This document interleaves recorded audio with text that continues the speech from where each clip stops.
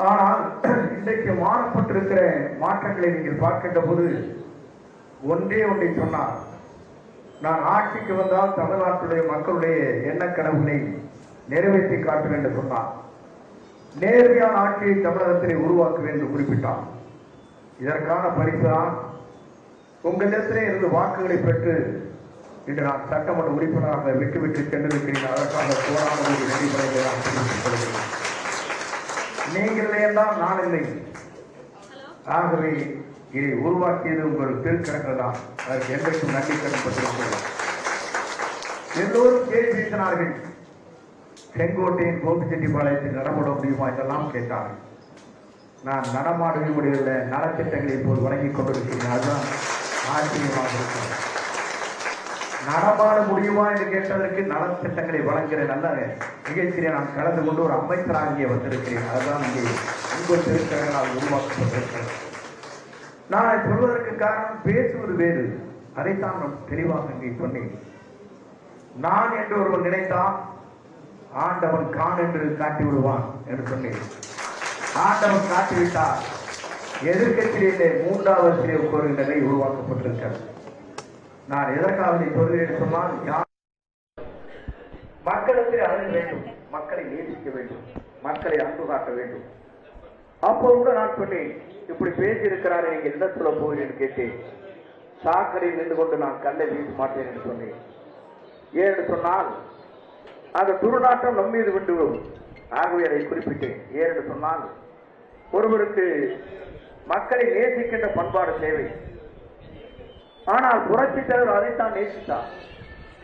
தன்னை அங்கே விமர்சனம் செய்கிற அத்தனை பேரையும் அரவணைத்தான். அவருக்கு உரிய மரியாதையை கொடுத்தான். புரட்சித் தலைவர் அம்மாவும் அதைத்தான் செய்தார். தன்னை விமர்சனம் செய்கிற அத்தனை பேரும் அரவணைத்து அமைச்சர்களும் சட்டமன்ற பேரவை தலைவராக உருவாக்கினார்.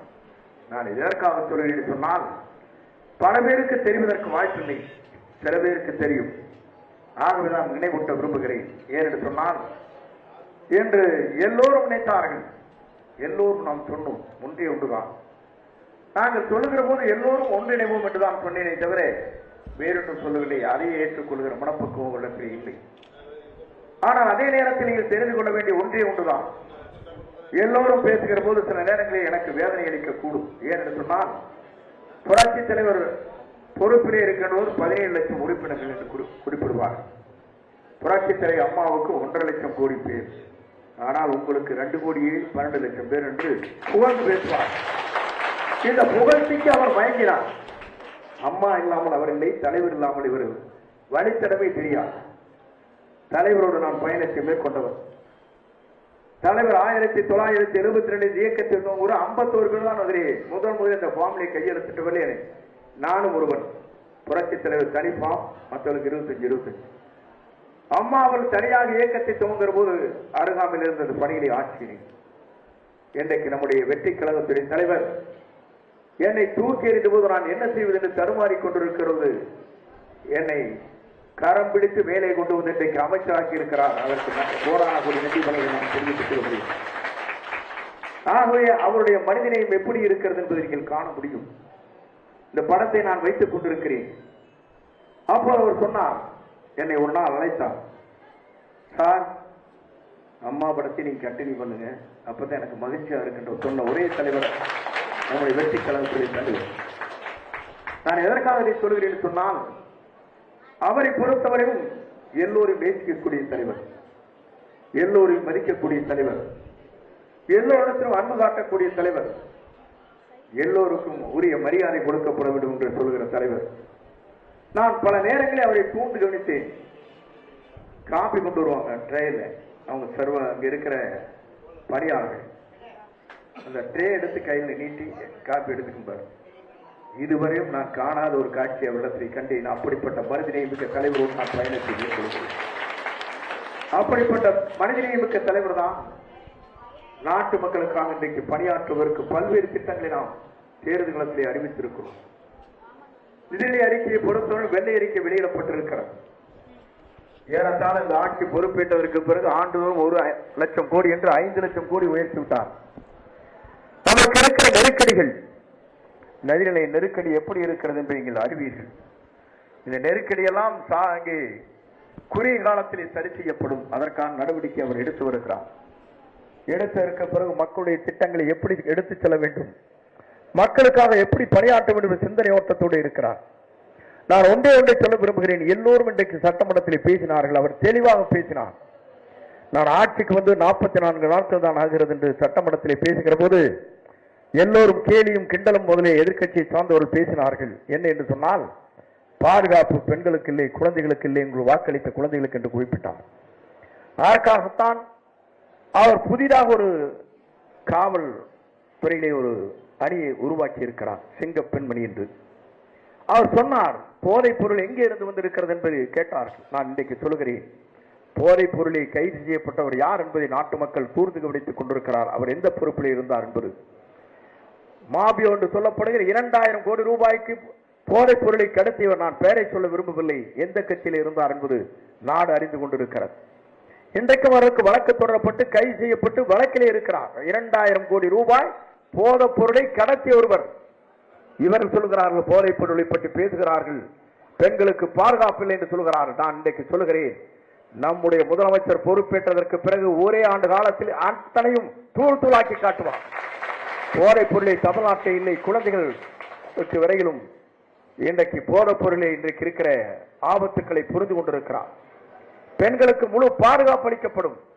என்றைக்கு அண்ணல் காந்தி அவர்கள் குறிப்பிட்டார்களே, சுதந்திரத்தை பெற்றவுடனே என்று சொல்லுகிற போது, சுதந்திரம் என்பது ஒரு பெண் தன் களத்திலே நகை அணிந்துவிட்டு நள்ளிரவிலே செல்லுகிற போதுதான், பாதுகாப்பு இருக்கின்ற போதுதான் அதன் முழு சுதந்திரம் பெற்றிருக்கிறது என்று அண்ணல் காந்தி கண்டாரே. அந்த கனவை நிறைவேற்றுகிற ஒரே தலைவர் தமிழ்நாட்டை பிறந்திருக்கிறார், நம்முடைய வெற்றி கழகத்திலே தலைவர் தளபதி என்பதை நான் இந்த நேரத்திலே தெரிவித்துக் கொள்கிறேன்.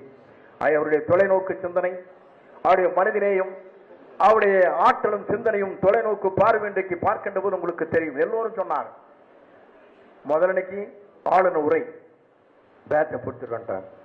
முதலமைச்சர் பேச வேண்டும், அவர் பேசினாரு, எல்லாரும் எந்திரிச்சு ஓடி போயிட்டார். இதான் நடந்தது. அவர் பேசாத இருக்க வரைக்கும் உங்களுக்கு ஆபத்து இல்லை. பேசி ஆரம்பித்தா அவருடைய அறிவு போல வார்த்தைகள் வந்து கொண்டே இருக்கும். இதையெல்லாம் எதற்காக சொல்லி சொன்னால், அமைதியாக இருக்கக்கூடியவர் யார் வந்தாலும் உட்கார வைப்பாங்க.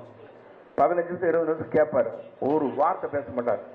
அப்சர்வேஷன் என்று சொல்வார்களே, அதை தெரிந்து கொண்டு துணிந்து செய்யக்கூடிய ஒரு முதலமைச்சர்.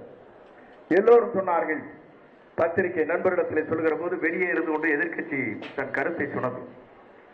சினிமாவை போல நடிக்கிறார்கள். சினிமாவில் உச்சகட்டத்தில் நடித்துவிட்டு தான் மக்கள் பணியாற்றுவதற்காக 250 கோடி ரூபாய் ஆண்டிற்கு 500 கோடி ரூபாய் வேண்டியதில் என்று தூக்கி எறிந்து விட்டு தலைவர் தான் தமிழக வெற்றி கழகத்துறை தலைவர் தளபதி என்பதை நீங்கள் மறந்துவிடக் கூடாது. அப்படிப்பட்ட தலைவர் தமிழ்நாட்டை ஆள்வதற்கு எனக்கு எதுவும் தேவையில்லை, தமிழ்நாட்டு மக்கள் தான் என் உயிர், தமிழ்நாட்டு பெண்கள் தான் பாதுகாக்க வேண்டிய பொக்கிஷம் என்று சொன்ன ஒரே தலைவர் நம்முடைய வெற்றி கழகத்துடைய தலைவர். அவருடைய பிறந்த நாள் இன்றைக்கு இங்கே நாம் கொண்டாடி கொண்டிருக்கிறோம். 22ஆம் தேதி சட்டமன்றம் நடைபெற்றது. ஆகவே இங்கே வந்து அந்த நிகழ்ச்சியை கலந்து கொள்ள முடியவில்லை. இன்றைக்கு நிகழ்ச்சி இங்கே சீரோடும் சிறப்போடும் ஒரு தலைவருக்கு நடைபெறுகிறது என்று சொன்னால், 22ஆம் தேதி நீங்கள் பார்த்திருக்கக்கூடும் உலகத்திலே வாழுகிற தமிழர் அத்தனை பேரும் தங்கள் பிறந்த நாளாகவே நம்முடைய வெற்றி கழகத்துடைய தலைவர் தளபதி ஜோசப் விஜயுடைய பிறந்த நாள் நிகழ்ச்சி இங்கே சீரோடும் சிறப்போடும் நடைபெற்றது என்பதை நீங்கள் அறிவீர்கள். அதை வருகின்றிருக்கிற நீங்கள், என்னை வாழ வைத்தவர்கள், அதற்கு கோடான கோடி நன்றிகளை உங்களுக்கு நான் தெரிவித்துக் கொள்கிறேன். அது மட்டுமல்ல, 10வது முறை வெற்றி பெறுவதற்கு இந்த சட்டமன்றத்திலே ஒரு வரலாற்றை படைப்பதற்கு 10வது முறையாக வெற்றி பெற்று இன்றைக்கு தமிழ்நாட்டு சட்டமன்றத்திலே அலங்கரிப்பதற்கு, அது வருவாய்த்துறை அமைச்சராக அவரால் உருவாக்கப்பட்டிருக்கிற உங்களால், உங்கள் திருக்கரங்களால் அது உருவாக்கப்பட்டிருக்கிறது. அதற்கு எவ்வளவு நன்றி சொன்னாலும் வீடலை என்பதை சொல்லி உங்கள் அத்தனை பேருக்கும் கோடான கோடி நன்றி பேர் உங்கள் பாதங்களுக்கு தெரிவித்து விடைபெறுகிறேன். நன்றி, வணக்கம்.